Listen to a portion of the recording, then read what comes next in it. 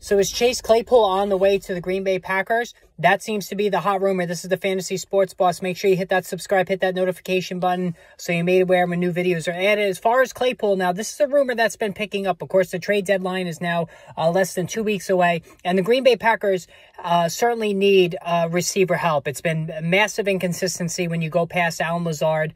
The two rookies, Romeo Doubs and Christian Watson, have been not very dependable. Dobbs has played, better than Watson, who's been injured, but, the Aaron Rodgers numbers are down exponentially. His yards per completion are down sharply. Nothing is really going well right now in the Green Bay offense as a whole, and the passing game is a big part of it. So the interest in Chase Claypool is understandable, and this has ramifications on a number of fronts. So now in terms of Claypool, he's coming off his best game of the season, caught 7 balls for 96 yards and a touchdown in the upset against the Tampa Bay Buccaneers the previous week.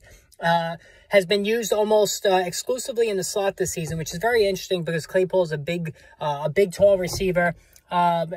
Decent quickness, not a burner by any means, but Claypool certainly has had his moments since coming into the NFL out of Notre Dame.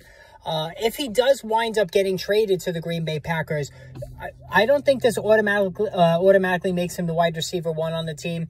I think Allen Lazard is going to continue to be the wide receiver 1. And also Robert Tonyan is really picking up steam now as a safety outlet for Aaron Rodgers, especially around the red zone. So I think Claypool is going to be right there with Romeo Doubs in terms of being the second wide receiver target behind Lazard for Rodgers. So, we always get excited. We always get renewed interest in players when they get traded.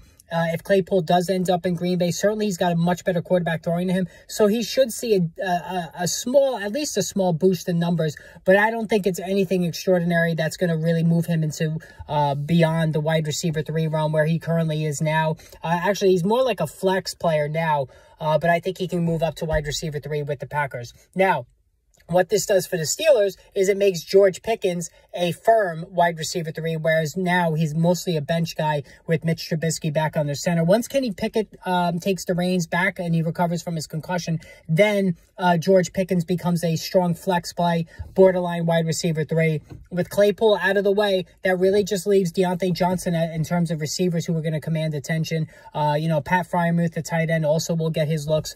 But I think if Claypool trade does materialize, then George Pickens can be boosted as well. So again, hit the subscribe, hit the notification button. We'll constantly update these trade rumors as we go throughout the next week and a half, so stay tuned.